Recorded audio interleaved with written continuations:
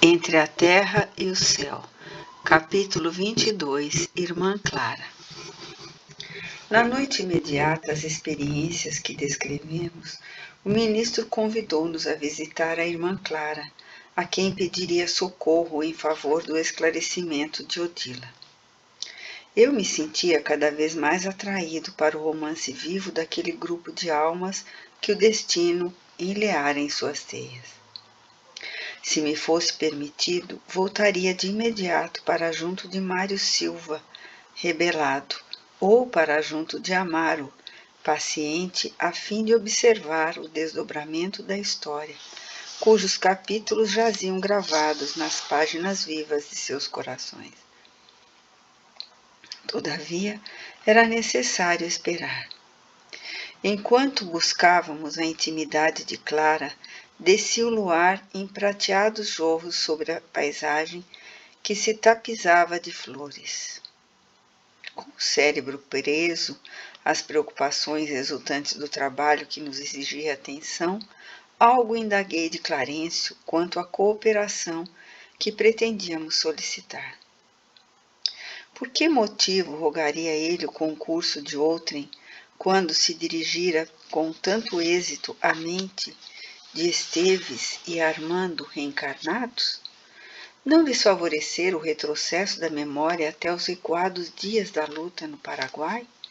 Por que não conseguiria doutrinar também a desditosa irmã enferma?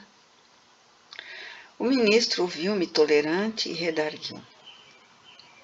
Ilude-te, nem sempre doutrinar será transformar.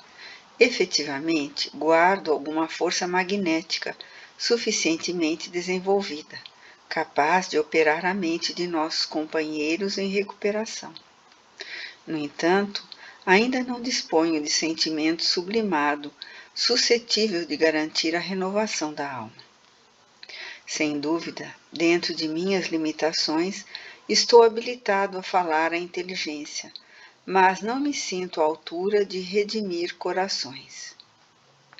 Para esse fim, para decifrar os complicados labirintos do sofrimento moral, é imprescindível haver atingido mais elevados degraus na humana compreensão. Dispunha-me a desfechar novo interrogatório. Contudo, nosso orientador indicou-nos bela edificação próxima. Cercada de arvoredo, que servia de enfeite a espaçosos canteiros de flores, a residência de Clara figurou-se no pequeno colégio ou gracioso internato para moças. Até certo ponto, não nos enganáramos. A nossa anfitriã não morava num estabelecimento de ensino. Entretanto, mantinha em casa um verdadeiro educandário. Tão grandes e luzidas eram as assembleias instrutivas que sabia organizar. Recebeu-nos em extenso salão, onde era atenciosamente ouvida por 4 dezenas de alunos de variadas condições, que se instalavam à vontade, em grupos diversos, sem qualquer ideia de escola assinalando o ambiente em sua feição exterior. De olhos rasgados e lúcidos, a lhe marcarem magnificamente o semblante com os traços aristocráticos do rosto, emoldurados pela basta cabeleira, Clara parecia uma jovem Madonna, detida entre os melhores dons da mocidade e da madureza. Estendeu-nos as mãos pequenas e finas, respondendo-nos às saudações com alegria sincera. Nosso orientador rogou escusas pela nossa interferência no trabalho. Não se incomodem, acentuou a interlocutora encantadoramente natural. Achamo-nos num curso rápido, acerca da importância da voz a serviço da palavra. Podem partilhá-lo conosco. Nossa aula é uma simples conversação. Fitando bondosamente, o ministro rematou. Sentem-se, sou eu quem pede perdão por fazê-los esperar mais um pouco. Em breves instantes, todavia, entraremos em nosso entendimento mais íntimo. e voltando à poltrona que nada tinha de cátedra, sem qualquer atitude professoral, tão grande era o doce ambiente de maternidade que sabia irradiar de si, começou a dizer para os aprendizes. Conforme estudamos na noite de hoje, a palavra, qualquer que ela seja, surge invariavelmente dotada de energias elétricas específicas, libertando raios de natureza dinâmica. A mente, como não ignoramos, é o incessante gerador de força por intermédio dos fios positivos e negativos do sentimento e do pensamento, produzindo o verbo que é sempre uma descarga eletromagnética regulada pela voz.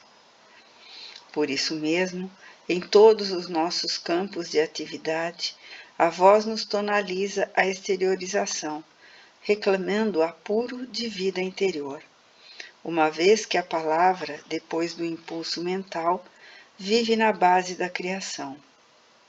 É por ela que os homens se aproximam e se ajustam para o serviço que lhes compete. É pela voz o trabalho pode ser favorecido ou retardado, no espaço e no tempo.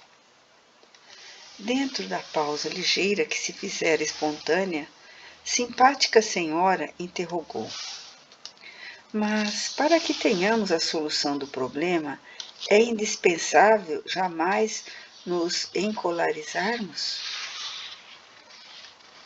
Sim, elucidou a instrutora calma. Indiscutivelmente, a cólera não aproveita a ninguém, não passa de perigoso curto-circuito de forças mentais por defeito na instalação do nosso mundo emotivo, arremessando raios destruidores ao redor de nossos passos.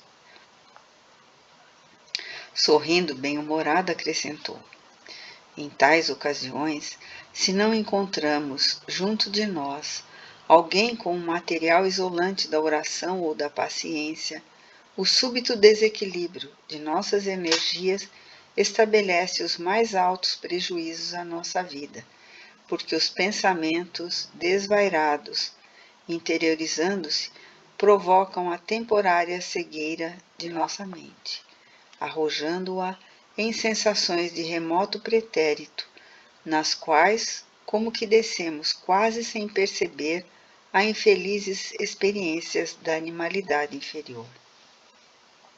A cólera, segundo reconhecemos, não pode e nem deve comparecer em nossas observações relativas à voz.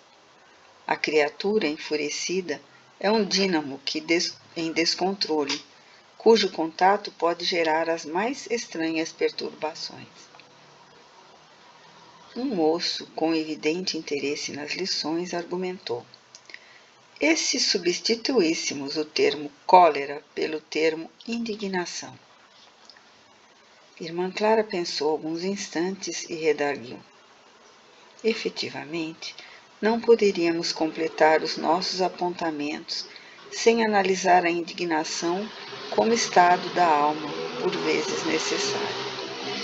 Naturalmente, é imprescindível fugir aos excessos, contrariar-se alguém a propósito de bagatelas, e a todos os instantes do dia será baratear os dons da vida, desperdiçando-os de modo inconsequente, sem o mínimo proveito para si mesmo ou para os outros.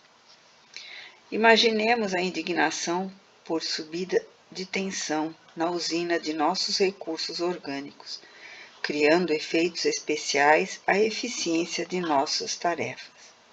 Nos casos de exceção, em que semelhante diferença de potencial ocorre em nossa vida íntima, não podemos esquecer o controle da inflexão vocal. Assim como a administração da energia elétrica reclama atenção para a voltagem, precisamos vigiar a nossa indignação, principalmente quando seja imperioso vertê-la pela palavra, carregando a nossa voz tão somente com a força suscetível de ser aproveitada por aqueles a quem endereçamos a carga de nossos sentimentos. É indispensável modular a expressão da frase, como se gradua a emissão elétrica. E ante a assembleia que lhe registrava os ensinamentos com justificável respeito, prosseguiu depois de ligeiro intervalo.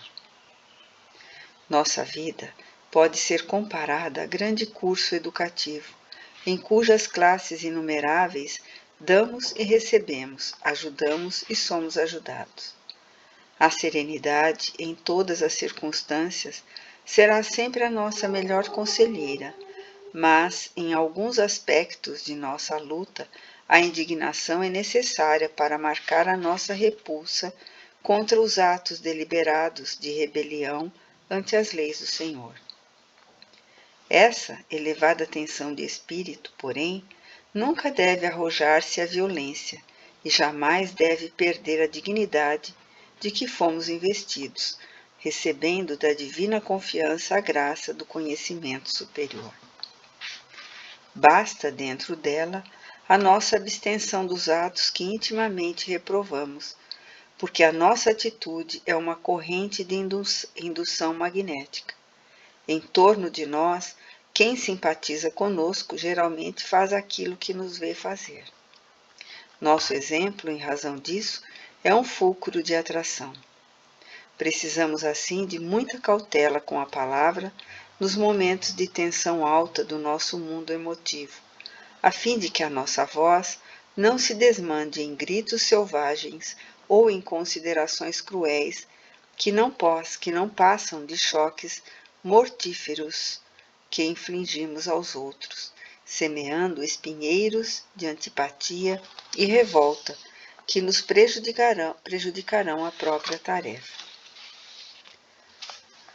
Um amigo que acompanhava os ensinamentos com interesse invulgar perguntou respeitoso: Irmã Clara, como devemos interpretar as perturbações da voz, como, por exemplo, a gaguez e a diplofonia?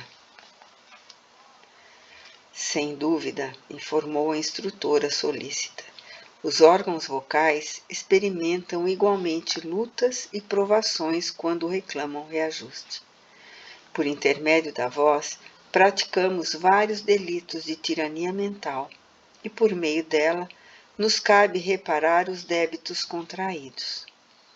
As enfermidades dessa ordem compelem-nos ao trabalho de recuperação no silêncio, uma vez que, sofrendo a alheia observação, aprendemos pouco a pouco a governar os próprios impulsos, afeiçoando-os ao bem. A orientadora, que falava com absoluta simplicidade e a maneira de um anjo maternal dirigindo-se aos filhinhos, comentou ainda por alguns minutos o tema singular com surpreendente primor de definição. Depois, fim da aula, permaneceram no belo domicílio tão somente algumas jovens que encontravam em nossa anfitriã desvelada benfeitora. Clara convidou-nos à pequena peça contígua e o ministro deu-lhe a conhecer o objetivo de nossa visitação. Alguém na terra precisava ouvi-la a fim de modificar-se. A interlocutora perguntou com carinho quanto às particularidades do serviço que pretendíamos realizar. Clarencio resumiu o drama que nos empolgava a atenção. Quando se inteirou de que a amargurada mulher devia renunciar ao companheiro que permanecia na terra, vimos imensa compaixão se lhe estampar no rosto. Seus olhos enevoaram-se de lágrimas que não chegaram a cair. Compreendi que a nobre instrutora, aureolada de soberanos valores morais, trazia consigo profundas mágoas manifestas. Certamente, buscávamos reconforto para um coração infeliz num coração que talvez estivesse padecendo ainda mais. Pobre criatura, disse a orientadora comovida, e afirmando-se com tempo bastante para ausentar-se, acolheu-nos apelo e dispôs-se a seguir-nos generosamente.